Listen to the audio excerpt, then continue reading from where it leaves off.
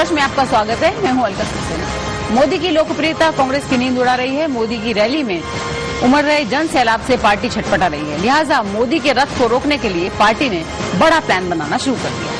अभी लोकसभा चुनाव की 196 सीटों के लिए वोटिंग होनी है। मोदी के खिलाफ कांग्रेस का हर निशाना चूक रहा है। लिहाजा अब उसे गैर एनडीए पार्टियों की याद आई है जिन्हें साथ लेकर मोदी को रोका जा सके, लेकिन इसका साकार होना नामुमकिन बेशक न हो पर खासा मुश्किल जरूर है। इसी पर आज होगी चर्चा। स्वागत है आपका। मैं हूं दिनेश गौतम और हमारे साथ चर्चा के लिए जुड़ रहे हैं खास मेहमान। हमारे साथ जुड़ रहे हैं वरिष्ठ पत्रकार केजी सुरेश साहब, स्वागत है आपका। सैयद फैसल अली साहब, ग्रुप एडिटर सहारा उर्दू मीडिया, स्वागत है। संदीप देव साहब, वरिष्ठ पत्रकार, मोदी पर इन्होंने एक किताब भी लिखी है, लिहाजा आज उनसे इस संदर्भ में भी चर्चा होगी। पूर्णिमा त्रिपाठी जी, सीनियर सहायक संपादक Frontline the Hindu group, professor Badri Narayan ji, GB Pant Institute for Social Science, और लखनऊ से प्रोफेसर अरविंद मोहन साहब, अर्थशास्त्री, लखनऊ विश्वविद्यालय में। आप सभी मेहमानों का बहुत स्वागत है। आइए शुरू करें आज का निष्कर्ष। तो बीच चुनावों में अगर ऐसा लगे कि कांग्रेस के वॉर रूम से खबरें ये आ रही हैं कि किस तरह मोदी को रोका जाए, उसके लिए क्या क्या प्लान हो सकते हैं, क्या क्या स्ट्रेटेजी हो सकती है, क्या क्या समीकरण हो सकते हैं, तो एक बात तो तय है पूर्णिमा जी, ये तो हम तय माने ना तब कि हार तो कांग्रेस ने मान ली है पहले ही। नहीं अलका जी, एक्चुअली उनकी तो कैंपेनिंग स्टाइल देख के ही लग रहा है कि दे हैव कंसीडर्ड ऑलरेडी। और अभी जो फेजेस खत्म हो चुके हैं, एटलीस्ट दिल्ली में भी हमने बहुत क्लियर देखा कि कांग्रेस बिल्कुल जैसे रिसीडिंग मोड में चली गई है। उसने समझ लिया है और शायद एक्सेप्ट कर लिया है कि हम इस बार कुछ खास करिश्मा नहीं कर सकते, तो हाथ पैर छोड़ के बैठ गए हैं कांग्रेसी। क्या केजी सुरेश साहब ये माना जा चुका है, और अगर माना जा चुका है तो फिर वो इंटेंसिटी भी क्यों दिखाने की कोशिश की जा रही है दूसरी तरफ से कि नहीं असल में ये लोगों की भ्रांति है कि इस तरह की कोई लहर है। आप देखिए क्या होता है, हो सकता है कुछ चौंकाने वाला सामने देखने को मिले। देखिए, जब आप मैदान जंग में हैं तो आपको आखिरी दम तक जो है आपको दिखाना तो है ही है, लेकिन अक्सर कांग्रेस प्रवक्ता भी आप स्टूडियो से निकलते हैं तो बाहर रास्ते में आपको बता देते हैं कि वाकई जो है इस बार अपना विपक्ष में बैठने का पूरी तैयारी है। लेकिन कहीं ना कहीं जैसे आपके कार्यक्रम में बताया गया है, प्लान बी पर ज्यादा फोकस है।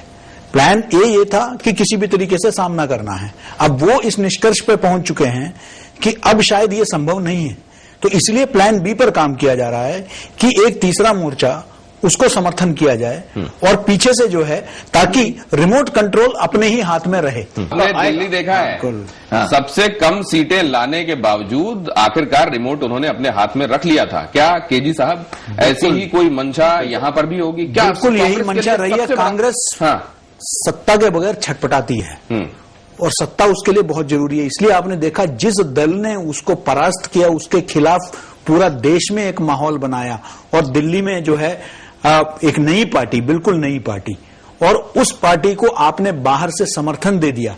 और वो पार्टी ये जलालत भी सहा कि वो पार्टी के जो मुखिया हैं और जो मुख्यमंत्री हैं वो आपके मुख्यमंत्री के खिलाफ जो है एफआईआर देने की बात करते हैं, तब भी आप चुप रहते हैं।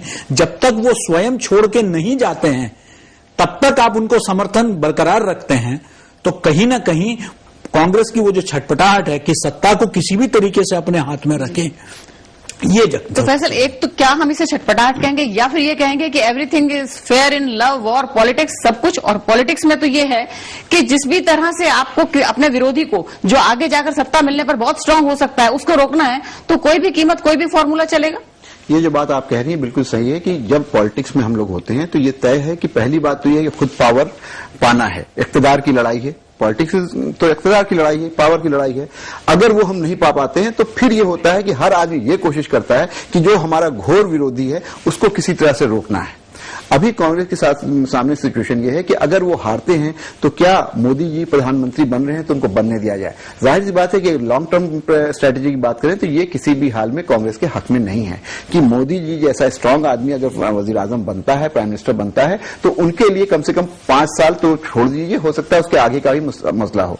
वो पूरी ये कोशिश करेंगे कि किसी तरह से मोदी की जो मार्च टूवर्ड्स दिल्ली है उसको रोके। एक दूसरे ये कि उसकी कीमत देने की बात, तो ये आप समझ लीजिए कि हम बहुत जो प्रोफेसर अरविंद कह रहे हैं कि ये होना चाहिए और एक मॉरल स्टैंड लेना चाहिए, पोस्टरिंग करनी चाहिए, बहुत सही कह रहे हैं प्रोफेसर अरविंद। लेकिन क्या आज की पॉलिटिक्स में वो दिखता है? बिल्कुल नहीं दिखता है। ना सिर्फ कांग्रेस की पार्ट पे, किसी पार्टी के पार्ट पे आप ये नहीं देखते हैं कि मॉरल स्टैंड या एथिक्स के ऊपर कोई डिसीजन होता है। अब इसको मैं मॉरल स्टैंड तो नहीं कहूंगा, लेकिन जैसे भी उसको पॉलिटिकल ही स्टैंड कहा जाए, लेकिन ये भी एक हकीकत है, हमने अपने आंखों से देखा कि 31 के संख्या अपने साथ होते हुए भी डॉक्टर हर्षवर्धन के नेतृत्व में कोई जोड़ तोड़ करने का, या वो भी आप आम आदमी पार्टी को समर्थन दे सकते थे, लेकिन उन्होंने नहीं दिया। इस बारे में अखबार में आई हुई है केजी सुरेश साहब, और उसमें जो ये चंक बताया जा रहा है नॉन एनडीए नॉन यूपीए, ये बताया जा रहा है 200 के आसपास का नंबर, क्या ये आपको रियलिस्टिक लग रहा है? नहीं, खैर इतना तो बड़ा नंबर मैं नहीं देखता हूं, क्योंकि क्षेत्रीय, जैसे आपने देखा क्षेत्रीय दलों का, चाहे वो उत्तर प्रदेश में आप देख रहे हैं और जगह देख रहे हैं, उनका जो है सिर्फ आप कुछ स्टेट्स को छोड़िए तो उनको छोड़कर मुझे नहीं लगता है कि उतने बड़े पैमाने पर वो काम कर रहे हैं।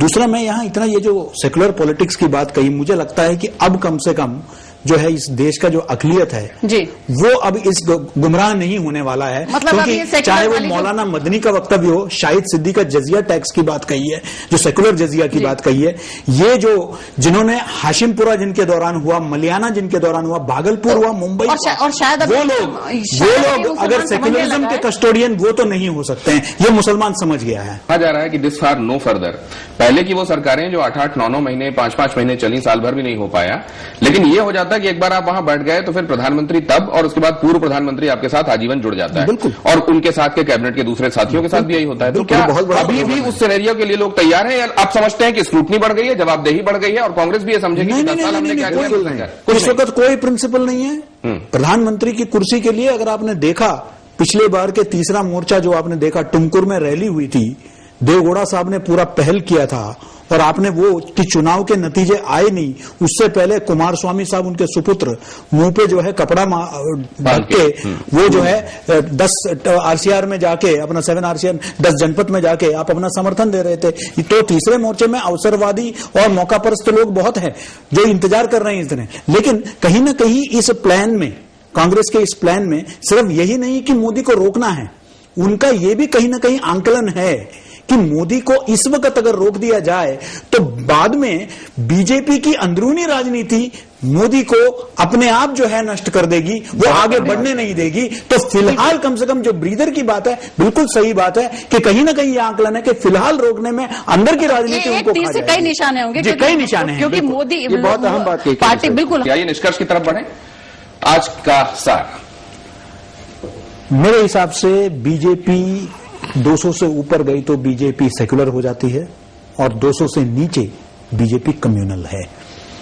मुझे लगता है कि अस्पृश्यता जो पहले बीजेपी या नरेंद्र मोदी के साथ जुड़ी हुई थी, अब आपने देखा कि 2002 में जो रामविलास पासवान पार्टी को छोड़कर, एनडीए को छोड़कर गए थे, वो वापस आते हैं। रामकृपाल यादव, साबिर अली, एमजे अकबर, आज जहां लगता है जो जीता वो सिकंदर, उसकी तरफ जा रहे हैं। और यही कहीं ना कहीं होगा कि जिसकी तरफ पलड़ा भारी होगा उस तरफ ज्यादा से ज्यादा एलाइज जाएंगे। मतलब इन वे आप ये कह रहे हैं कि 220 के ऊपर आ रही है जी। दिनेश, मैं ये कहूंगा कि कांग्रेस की अगर बात करें और वो तीसरे अल्टरनेटिव की बात सोच रही है कि किसी तरह से कोई थर्ड फ्रंट की गवर्नमेंट बना दें, तो हम सिर्फ ये कह सकते हैं कि यही है राइट चॉइस बेबी, और यही कांग्रेस के लिए अभी मुनासिब भी है कि खुद अगर हार रहे हैं और उनको अपना राजनीति करना है, राजनीति चलानी है, तो किसी तरह से भी बीजेपी की सरकार बनने से रोकना है। और उसके लिए राइट चॉइस ये है कि वो किसी थर्ड फ्रंट की या कोई ऐसी गवर्नमेंट बनाए जिसपे हम बाहर से सपोर्ट करें, या जो भी स्थिति बने। बाहर से सपोर्ट करने का एक एक्सट्रीम एग्जाम्पल हम देख चुके हैं कि 46 सीटें लाकर भी जनता दल में देवगौड़ा को उन्होंने प्रॉम्प्ट कर दिया था, और डेमोक्रेसी के लिए बहुत खराब है। क्या हो सकता है? कांग्रेस की राजनीति में कुछ भी संभव है, लेकिन इस बार उसका सबसे बड़ा डर यह है कि सामने मोदी है। जी पूर्णिमा जी, इस बार अगर ये एक हाइपोथेसिस लेके हम चले कि बीजेपी की या एनडीए की सरकार नहीं बन रही, तो जो कांग्रेस है वो जोड़ तोड़ के खेल की बहुत अच्छी एक्सपर्ट है, तो वो कुछ ना कुछ करके वो इधर की ईंट इधर का रोड़ा लेके वो एक कुनबा खड़ा कर देगी, ये संभव है। तो कहीं की ईंट कहीं का रोड़ा, भानुमति ने कुनबा जोड़ा, हो सकता है वो सिचुएशन सामने। तो बद्री ये माने कि ऑपोजिशन में नहीं बैठेगी और कुनबा जोड़ ही लेगी, जैसी पूर्णिमा जी कह रही हैं? नहीं, वो हो सकता है, और वो जब वो जोड़ेगी तभी अपोजिशन में बैठेगी, क्योंकि कांग्रेस का भविष्य अगर हारती है तो अपोजिशन ही है, और अपोजिशन से एक नई पार्टी बनाने का है। लेकिन मैं ये कहना चाहता हूं निष्कर्ष के रूप में कि भारतीय राजनीति संक्रमण के दौर से गुजर रही है, और इसमें जो जीता हुआ है वो जीत के भी हार सकता है और हार कर भी जीत सकता है। बाजीगर फिल्म याद दिला दी आपने बद्री साहब। हार कर भी जीत सकती है कांग्रेस, ये मैं निष्कर्ष के रूप में कहना चाहता हूं। अरविंद साहब, देखिए, नथिंग सक्सीड्स लाइक सक्सेस। अगर एनडीए के 220 सीट क्रॉस करती है तो आप ये मानिए कि नए अलाइज आएंगे और उनका नंबर अलाइज के साथ 300 क्रॉस कर जाएगा। तो ये होगा तो वैसा होगा। इस समय आप लाख कोशिश कर लीजिए, लेकिन आप अपने दिमाग में एक फिगर बनने से अपने आप को नहीं रोक सकते। आपके दिमाग में वो आंकड़ा आ रहा है और उससे जुड़ी हुई ये तमाम संभावनाएं भी आ रही हैं। क्या होगा ये तो जाहिर है, इसके लिए इंतजार करना पड़ेगा, लेकिन ये शर्त है कि अंदाजे लगाने से कोई खुद को नहीं रोक पा रहा है। बहुत धन्यवाद हमारे मेहमानों का हमारे साथ चर्चा में जुड़ने के लिए।